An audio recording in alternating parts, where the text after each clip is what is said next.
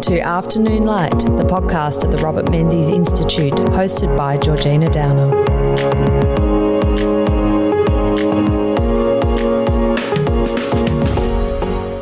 By the end of Robert Gordon Menzies' prime ministership in 1966, 71% of people in Australia owned their own home.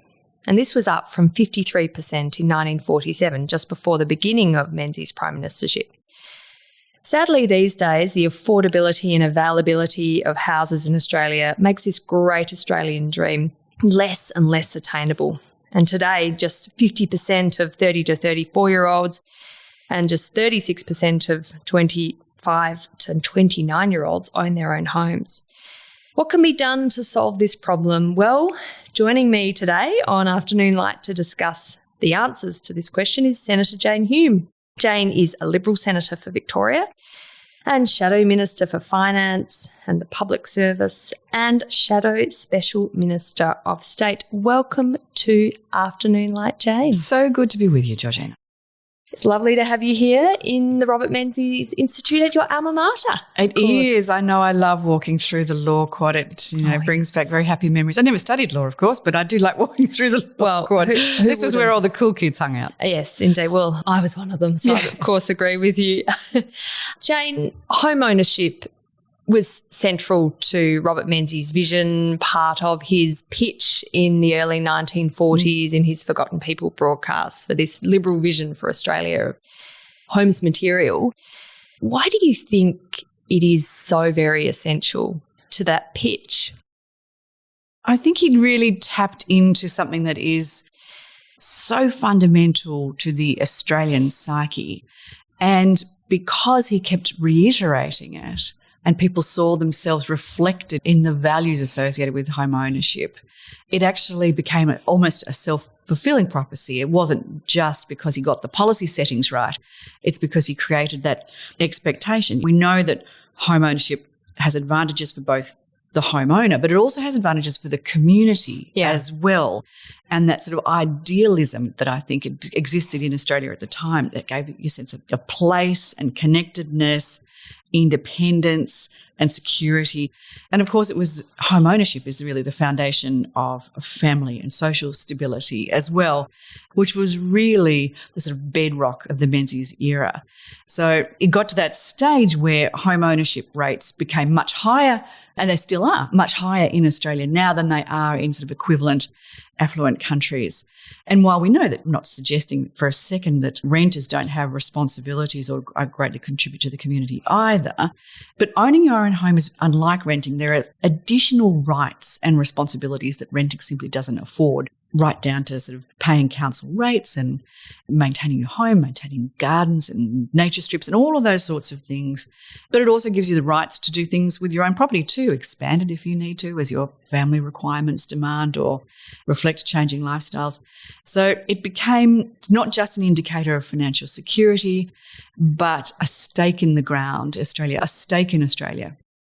Well, that's right. I mean, Menzies even calls it, there's this lovely quote from, I think it was the 1944 speech he gave, where he said the material home represents the concrete expression of the habits of frugality and saving for a home of our own. Your advanced socialist may rage against private property even while he acquires it, but one of the best instincts in us is that which induces us to have one little piece of earth with a house and a garden which is ours, to which we can withdraw, in which we can be among our friends, into which no stranger may come against our will. Which it is that connection to just that piece of earth that you can call your own, that you can protect yourself from outside ills or whatever, and gives you that stake in not just that piece of land, but in the nation. That's right. Piece of land is part of. I loved that idea of homes material, homes human and homes spiritual. It's sort of fully encompassed what home ownership means and why it is so embedded in the national psyche and in the DNA of Menzies liberalism. Yeah, and I mean, he goes on, without wanting to fill this podcast with just Menzies quotes, but he does go on to say, if you consider it, you will see that if, as in the old saying, the Englishman's home is his castle, it is this very fact that leads on to the conclusion that he who seeks to violate that law by violating the soil of England must be repelled and defeated. So that nexus with patriotism is very strong there. I found it interesting looking at some OECD reports and research into home ownership across those countries. And they listed the economic benefits of home ownership, which pretty much speak to the Menzian values here of wealth accumulation, positive child outcomes, that homeowners are more engaged in their community and it impacts their voting behaviour and their state of civic engagement, that a community of homeowners provides a more stable neighbourhood, which is interesting. The downside is it has a negative impact on labour mobility, which you can understand because you own a home in Melbourne, you don't necessarily want to go and work in Tamworth. No, that is absolutely true, which is why it's really important to have a thriving rental market as well. Home ownership isn't always going to be for everybody, but removing those artificial obstacles to home ownership, and particularly when we're looking at the moment with this rapidly rising cost of living, I think that it's not just home ownership that's becoming out of reach for younger Australians. It's all of those psychological factors that go with it that are now sort of drifting away from that next generation. This is, and I think you and I have had this conversation before in different contexts, but this is the first generation of young people that haven't felt like that they can do as well or that they will be able to do as well as the generation before, as their parents. Yeah. And that doesn't matter even if they do all the right things, if they study hard, if they save their money, if they get a good job, all of those things, they still don't feel like they can get ahead. And home ownership is kind of central to that, which is why it's such an important policy area to address. Yeah, I mean, it's certainly still the aspiration, isn't it? We don't get a sense, even though there is a sense of despair, I know among very young people that they may never ever own a home. That despair is because the aspiration is still there. It's interesting because it is cultural too, isn't it? I mean, you look at the statistics across the world. Australia is, I mean, some countries are up in the 90s, but if you look at sort of comparable countries, Canada's about the same, the US is about the same in terms of home ownership.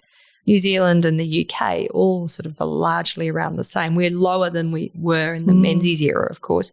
But Germany, I was surprised, is below 50% home ownership. So right? It's, I think, partly cultural, where perhaps it's the sort of the British, the Anglosphere have more of a tradition of home ownership than the continental Europeans, but who knows? Perhaps that is so, but whether it's Daryl Kerrigan or Burke's backyard, it's certainly embedded in the Australian psyche. Sure, yeah, absolutely. So before we get into contemporary challenges and how we can solve them, it'd be good to talk about what Robert Menzies did to push through that extraordinary transformation from 53% in 47 to 71% in 66 owning their own home. I mean, that was a pretty incredible turnaround in 24 years. Yeah, that was extraordinary. And I love the parallels that we're seeing to the contemporary issues today, because of course that all happened as part of a sort of a post-war reaction. The Labor government during the war, or just post-war, immediately set up the Commonwealth State Housing Agreement in 1945, which essentially provided low-interest loans to the states for low-income rental housing. Yeah. Not dissimilar, dare I say, to the Housing Australia Future Fund, and I know that we will get on to that. Yeah. And one of the comments, and I can't remember who it was from a Labor minister at the time. Dedman, was that his name? Who referred to the little capitalists? Well, yes, Dedman. I was guessing you were going to go there. Yes, the little capitalists, in a very sort of disparaging way. And of course, that was the quote that Menzies grasped hold of and said, you should be proud to be a little capitalist. He did. Owning your own stake. It's almost sort of embodies that sense of aspiration, didn't it? So I loved that. And I know that there's been a number of commentators that have spoken about that particular phrase, that idea that people that through their hard work and through their prudent savings could own something for themselves and for their families too. And I know that Zach Gorman, whose book I launched here, The Young Menzies, there was an article there or a chapter there by Troy Bramston that specifically referred to that phrase as well. So it is amazing those parallels that we've seen now. And the policy positions that Menzies put forward, establishing the building societies that would allow private enterprise to get into building rather than creating what's now known as social housing, I think was quite ingenious. But it was also involved a lot of the federal government involving itself into the sphere of what had previously been the states. And again, that sort of the tensions of federalism is something that we're facing today. Well, yeah, and then hence the need for this Commonwealth State Housing Agreement, of course. But you're right. I mean, it's interesting to look at what was going on in Australia in the 50s and 60s to really transform home ownership and enable so many more people to own their own homes versus what was happening in Britain at that time. And they stuck with the Chifley-esque emphasis on public housing. And so I think in 1949, British home ownership was at 33%, and it only went up to 45% by 1966. So whereas in Australia it was 71%. And it actually wasn't until Margaret Thatcher's government got in 1980 that council tenants were then allowed to buy their rental properties through the right to buy policy. And only at that time did home ownership in Britain start to catch up with that in Australia. But that sort of emphasis in two countries that shared so much in common, that in Australia we took the private property route, and in Britain they took the public ownership route, and actually the economic outcomes for our societies were quite different. They certainly were back then. That was very Menzian, wasn't it? Allowing Australians the opportunity to buy government-built homes, which made Australians' accessibility towards affordable homes so much easier. We actually reduced the cost of housing. Yeah. So, I mean, fast forward to today, it's been, of course, massively in public debates, not just recently, but in the last, I feel like 10 years, we've been talking about this crisis, affordability and availability in Australia. What is the cause of it?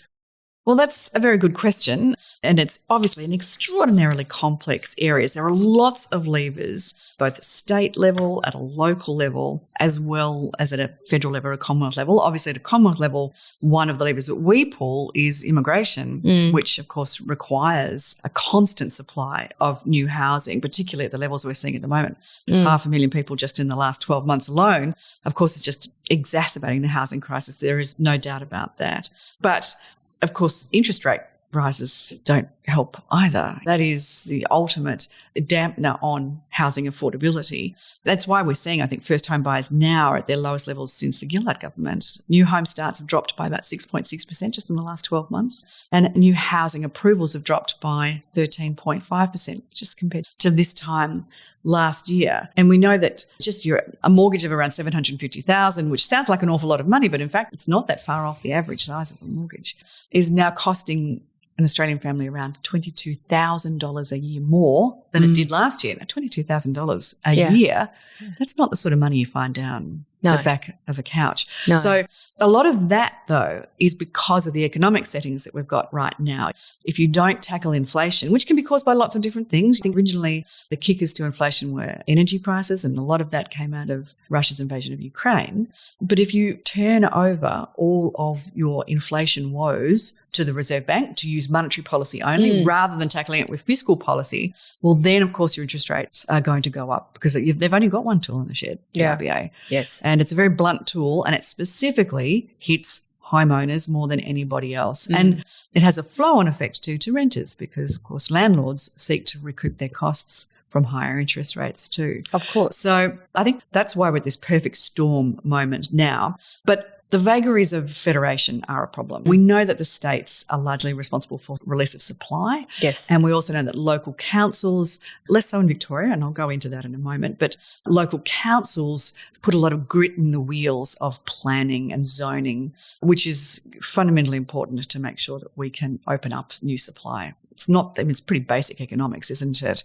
If you open up more supply, the cost of housing eventually comes down. Yes, there's supply chain issues. Yes, there's labour issues. There's all sorts of other things going on, but that's the elephant in the room. Absolutely. And there is a problem too that we tend to be a highly urbanised country around coastal cities and very few coastal cities. I mean, we actually have, it's always interesting to note this when you go to Britain or the US, how their cities, major cities, are not often as big as our major cities, yet they're Manchester. Of course, you've heard of Manchester or Birmingham, but in actual fact, Melbourne and Sydney are bigger than those cities, but we cluster around 5 or 6 cities in Australia, whereas other countries will have a much more spread population, which at least does I presume, mean that housing costs in relative terms so extraordinarily high. So what's the answer to that? Because people want to live where the jobs are, where their friends and family are. That's true. Where the action is. That's true. I mean, look, so much more needs to be done on that issue of zoning and property use, I think. We do restrict a lot of land usage in capital cities, and I think that's something that probably needs a rethink.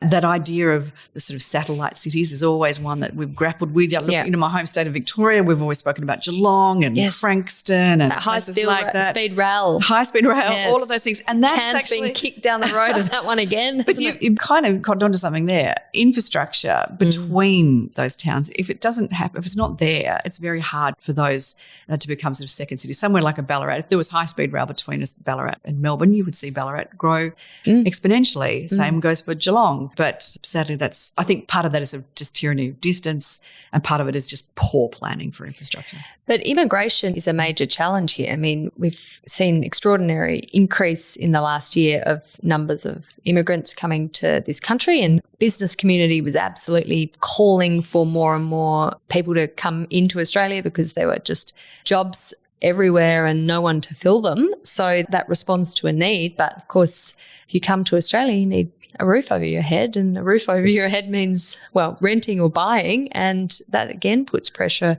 for Australian citizens who were here before. Where do we go with that? I mean, do we want an even bigger Australia, or are we? Well, I think that's wanting to shut the door. Or? That's a topic for another podcast, Sure. a big Australia podcast. But you're right, which is why we know that we need the immigrants to fill the labour shortages. Yeah. But one of the reasons why we have the labour shortages is because there is so much demand on so many industries to simply house the immigrants. It does become a bit of a vicious cycle. It does, yeah. More importantly, I think, and this is, again, probably a topic for another day, but the big drivers of economic growth are, productivity, population and participation. Our participation rates are pretty high. Our population is growing. It's our productivity that's lagging. Yeah. And productivity is embedded in every single sector, and housing is just one of them. If you can remove the grit and the wheels on things like zoning laws, on opening up new supply, and we did one in government that was so basic, just a recognition of trade qualifications across state boundaries.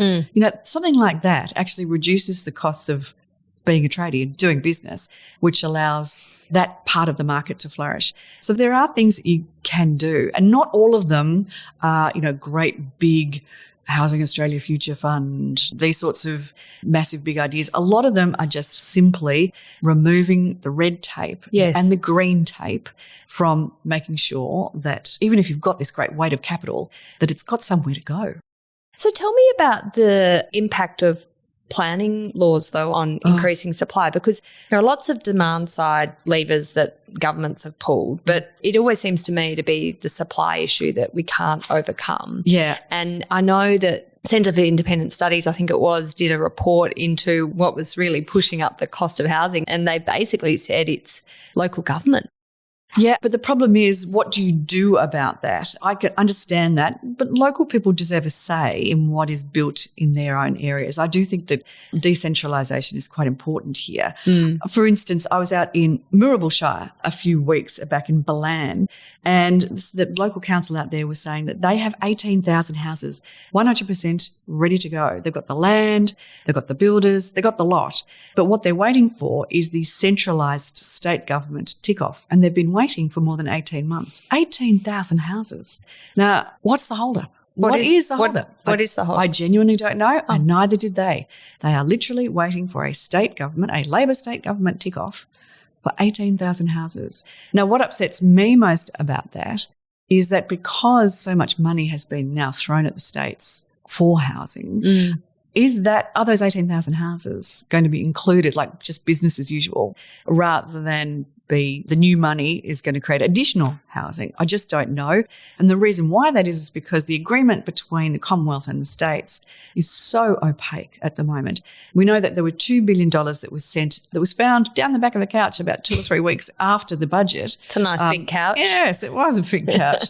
And that went to the states for social housing. There were no KPIs. There was actually no obligation on the federal government to even report back as to how many houses will be built within what time frame? And that's now been increased to $3 billion, so rather than $2 billion, as part of the sweetener to get the Greens across the line on the Housing Australia Future Fund. All right. Well, we'll get to the Housing Australia Future Fund, but I would like to just talk about the 9 years of coalition government that came to an end, of course, last year. And you were a very senior figure in that government. You held a number of portfolios. You were the first ever Minister for Women's Economic Security. You were Minister for Superannuation, Financial Services and the Digital Economy. And, of course, prior to that, were Assistant Minister for Superannuation, Financial Services and Financial Technology. And you've been chair of the Standing Committee on Economics. So you have, I know, a lot of experience in the economic policies of the coalition government over the years you were in the Senate while they were in government, from 2016, of course. But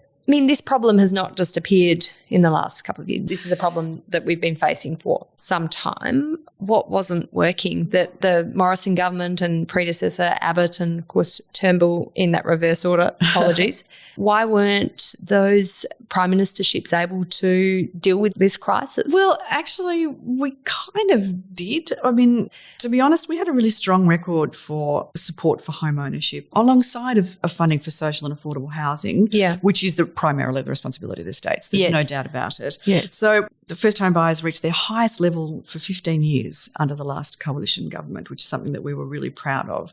The number of first home buyers rose from around 100,000 or so when we came to office to around 180,000 in our last full financial year in government. So there were a lot more people buying homes under the coalition. We established NIFIC, which is the National Housing, I always get the acronym wrong, National Housing Finance and Investment Corporation, which about to have a dramatic transformation, a name change to Housing Australia.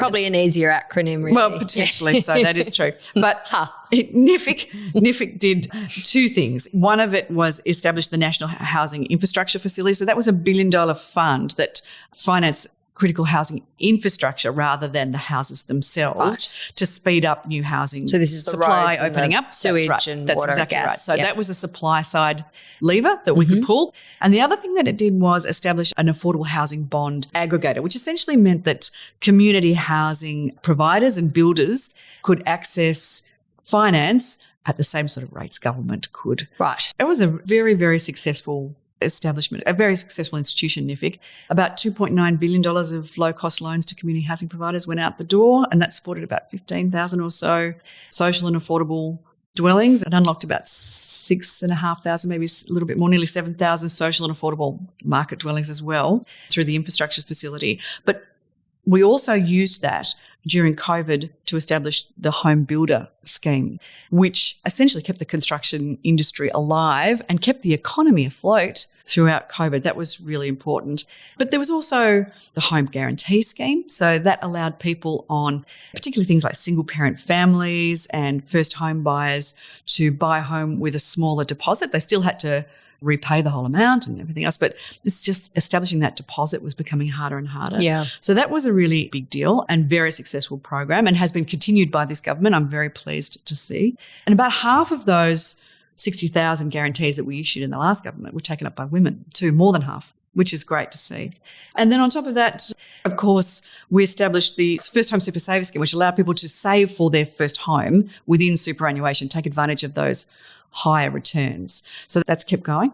The one that the government has rejected was a policy that we announced during the election campaign, which was the Super Home Buyer Scheme. And that allows first home buyers to access some of their superannuation savings. That's the stuff that goes in compulsorily as opposed to the voluntary stuff, which is the Super Home Saver Scheme. It was up to $50,000 to help with the purchase of their own home. That recognises that we now are paying 11% compulsorily of our income as savings for our retirement. One of the biggest indicators of economic security in retirement is home ownership. So it makes perfect sense to be able to take money out of your retirement savings, buy that home. When you sell the home, the money goes back into super plus the earnings that you've made on that home, any capital gain.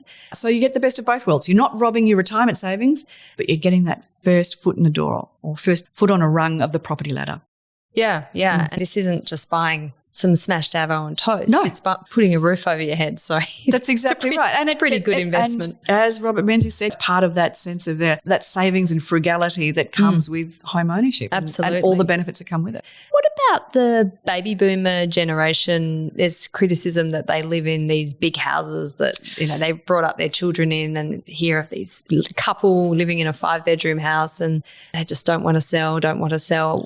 Should there be incentives for those people to move out of their houses? Well, I don't believe in kicking people out of their homes. Of course not. But I think incentives where that house might more appropriately be occupied by a family of 5. Well, that was almost a Dorothy Dixon, Georgina. I felt really badly did that. So one of the other policies that we had was a downsizer contribution, which allowed people to sell their big family home and put up to $300,000 each, if they were a couple, into their superannuation in a very tax-effective way, that they could go beyond their limits, their contribution limits to superannuation, if they did it by downsizing their home. And so that was a tax incentive to encourage people to do exactly what it is that you're saying, maintain that as a churn in the market. And was that taken up? Yeah, it was actually was very popular. And again, it's not something that the current government has disbanded, so that's a good thing. Oh, that is a good thing. Yes, well, I think it's a good thing. I mean, my humble opinion. So now that we have the Albanese government, they've been in for just over a year, almost a year and a half, and to great fanfare, they announced the Housing Australia Future Fund. Give me your take on this policy. I hate it's this terrible thing. So I hate this policy. I hate this policy for not because of its intention. Don't get me wrong. Social and affordable housing is important. Yes. It is important. And can we just unpack that? Because I think there maybe has been a bit of a misunderstanding or a lack of explanation, at least, of what is meant by social and affordable housing. Well, they are two separate things, aren't they? Yeah. Affordable housing is one thing. Social housing is provided by the state. Yes. Affordable housing is exactly what it is. It's what it says to me. Mm-hmm. And this is about social housing, which has primarily been the responsibility of the states to deliver. Yeah. And we have had numerous agreements with states that have promised an awful lot, and simply the states, they're not living up to their end of the bargain. They just haven't for years.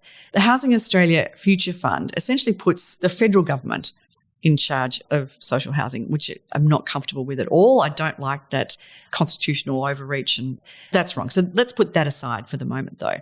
The problem is what they've done is borrowed $10 billion on your behalf. And they've said, we'll give that to the Future Fund to run. Now, the Future Fund are a great organisation. They do great things, but they're not free. It's not a free service. No. So they're borrowing $10 billion. They're putting it into the Future Fund. The borrowings themselves at current interest rates, it's probably about $400 million a year just to service. Then you put it in the Future Fund that are going to charge, let's say, 1%. So that's $100 million a year. So that's $500 million a year. $500 million a year this is going to cost you just to run. Then the Future Fund invests it. Obviously, it invests in Australian equities, international equities, bonds, property, ironically.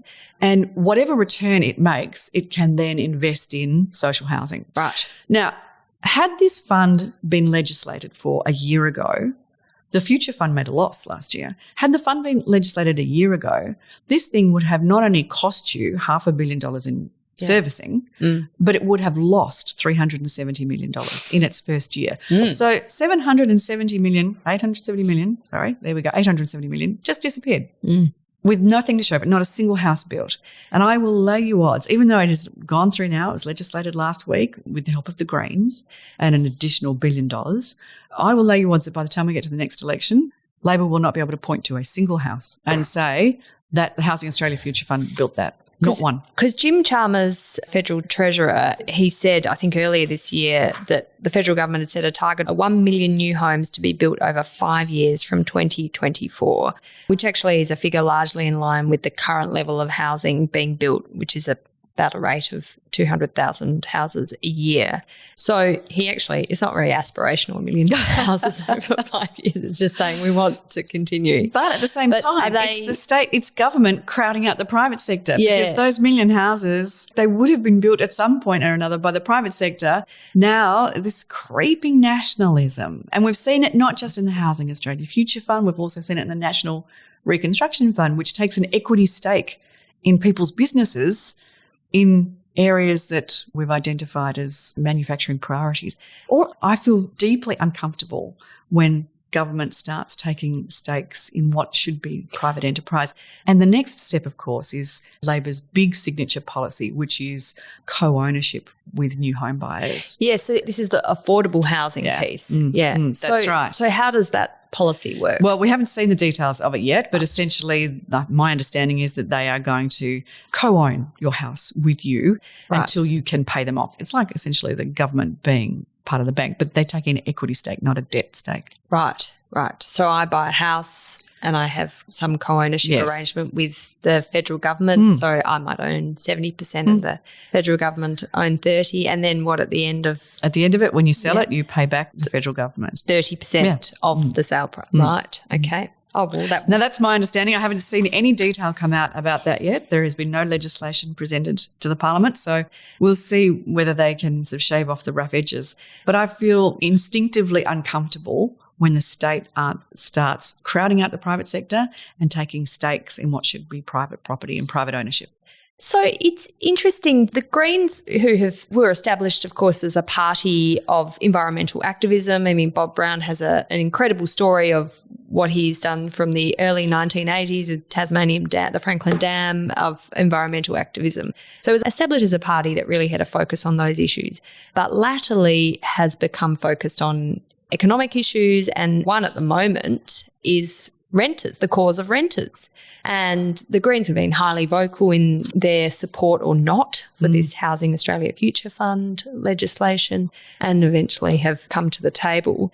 But they have really pushed for a range of policies around supporting the cause of renters, rent caps, rent freezes and the like, which it's interesting hearing economists talk about the lived experience of those policies around the world. It's really disastrous. Yeah. I mean, you don't get the benefits that instinctively people think, well, you just freeze rents. That's great. I don't have to pay more rent for however many years. But tell me, how do you address the cause of renters? Because it is a problem for young Australians and there doesn't seem to be a panacea. So always talking about buying a house. I mean, it's all very well and good, but it seems to be just such a far off prospect for young people that, maybe giving renters some focus and support is fair enough. Yeah. Well, I mean, there's lots of different ways you can do that. Obviously, the Commonwealth does have Commonwealth Rent Assistance, and that is now, I think it's around $6 or $7 billion a year. So it's not a small amount of money.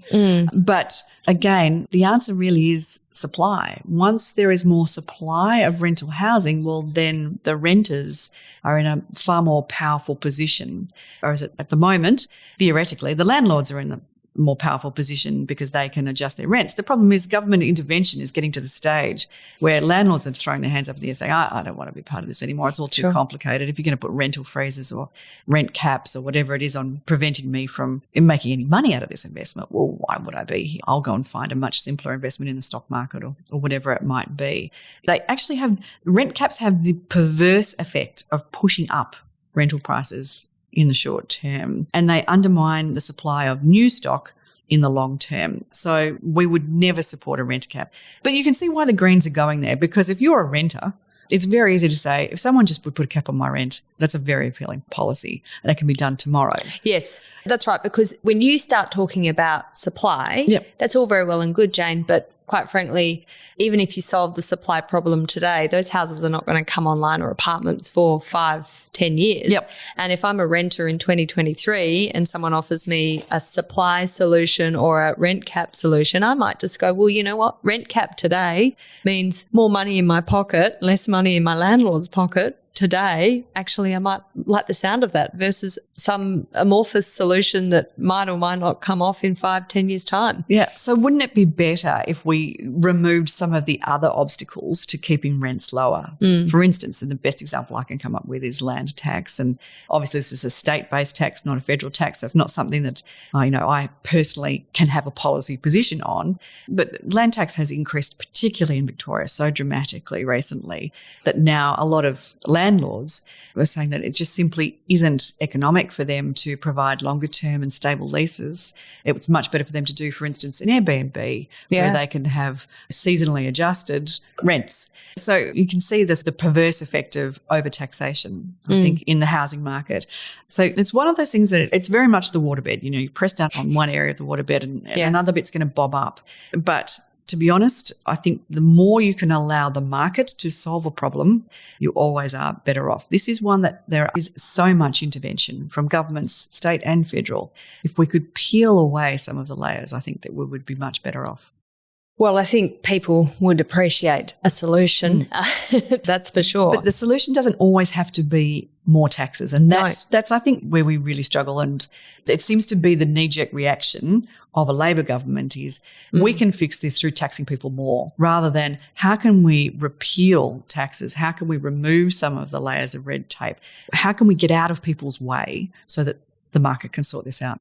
Do you think, though, amongst the state governments, is there a sense of urgency that more land needs to be opened up? I mean, you give the example of Ballin in Moorabool Shire, where 18,000 houses are ready to go, just still haven't been ticked off by the state government. I'm assuming similar types of issues are across Australia. Where is that sense of urgency then? Because the state governments can't be impervious to the concerns of young people particularly. Well, this is a very good question, and it worries me that I keep thinking, oh gosh, if we were a Liberal government, coalition government that were in power at a federal level and at every state level across the mainland, the things that we could do around housing supply would be fantastic. I can't understand what's going on in those national cabinet meetings if you cannot get very clear agreements. Why Anthony Albanese can't get firm commitments from his Labor counterparts in each state to deliver what clearly all Australians are looking for. I think it actually speaks volumes of the respect in which the Prime Minister is held by his Labor premiers. Obviously, their power was elevated and their profiles were elevated during COVID. That hasn't yet necessarily subsided. And now we're seeing that it's not competitive federalism. It's very different. It's actually sort of aggravated federalism almost, which is very disappointing. If it were me, I would love an opportunity to bang premiers' heads together and say, come on, fix this. Now, they're saying that that's what they're doing, but where? What is it? What are the KPIs? How many houses will be built? Where would they be built? This should all be clear and transparent. It should be out there in the open, and it's just not. So, Jane, what is then, from your perspective, the Liberal alternative to the Housing Australia Future Fund? I mean, is it another Commonwealth State housing agreement that ties funding to the states by requiring them to open up tracts of land and approve land for housing?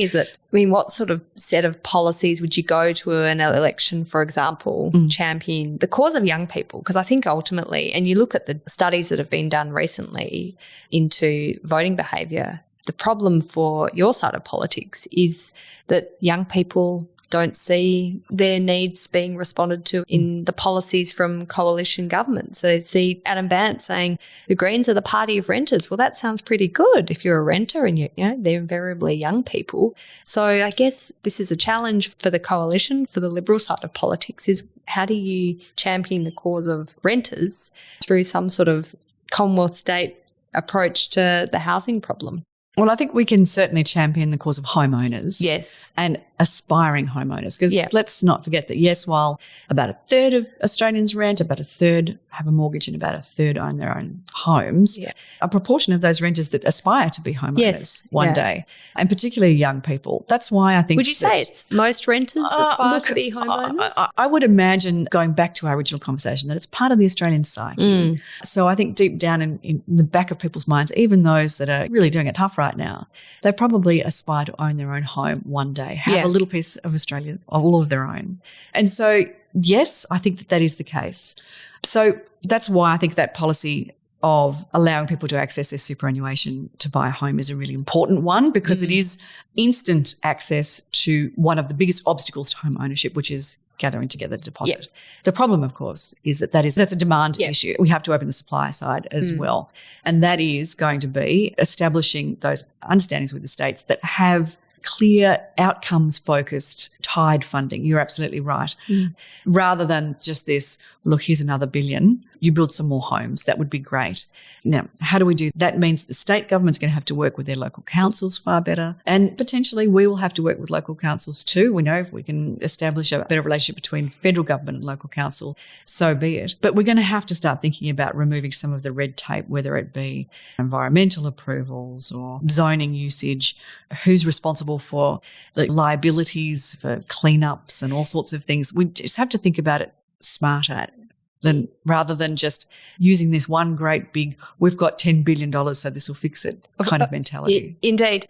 I wondered too whether part of the problem in Australia is this attachment to a certain type of house. And I mean, this is out of left field, but do we all expect a 4-bedroom house with a garden in a suburb and with a nice quiet street, whereas go to London or New York, people live in apartments and they have families in apartments, and maybe we need to be a bit more open to that urban density option. I think there is an increasing move to apartment living, but having lived in Tokyo, for example, where almost no one has a house. I mean, absolutely live in an apartment. You buy an apartment if you can buy your own home, but there's not an expectation of living in a house at all. It's just not the way they live. In Australia, I think our great Australian dream is still for a quarter-acre block and the white picket fence. It potentially is. A pool. Yeah, you're right. But there are certain ways that you can adjust that. Yeah. And we're now beginning to see move towards multi-generational homes. Yes. What happened to the good old granny flat? Yeah. The granny flat is actually the great Australian invention, and there should be more of it because that solves free babysitting. It's great. Yeah. No, but it solves so many problems at the same time. It takes the pressure off the aged care system. It's good for family relationships and community and loneliness, and that's right. And as you say, child rearing as well.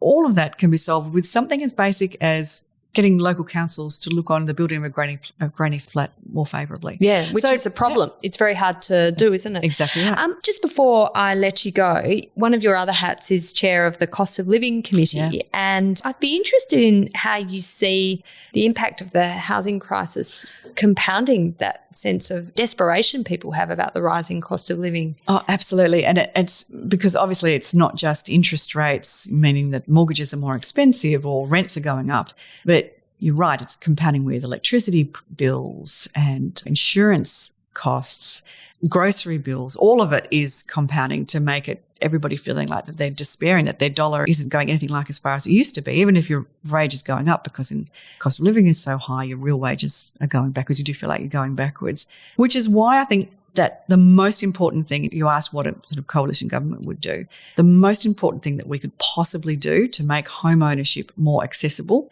is to improve the state of the economy, is to make sure that we bring inflation under control, that we control government spending, that natural urge of all governments of all hues to spend more, because that means inflation, and there's always that inflationary pressure that's bubbling below the surface.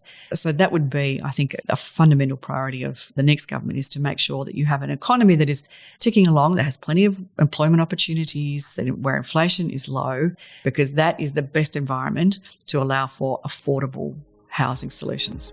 Well, Senator Jane Hume, thank you so much for joining me on Afternoon Light to talk about this incredibly important topic, and of course a topic that really captured the imagination and attention of the founder of the Liberal Party of Australia and Australia's longest serving Prime Minister, Robert Menzies. And let's hope that there is lots more discussion and lots more ideas about how to deal with it, because it's not a problem that's going away anytime soon. Thank you.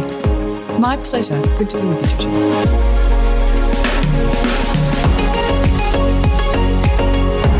That's it for this week's episode of Afternoon Light, the podcast of the Robert Menzies Institute. Please make sure to subscribe and catch up on our latest online content on our website or on Twitter, LinkedIn or Facebook.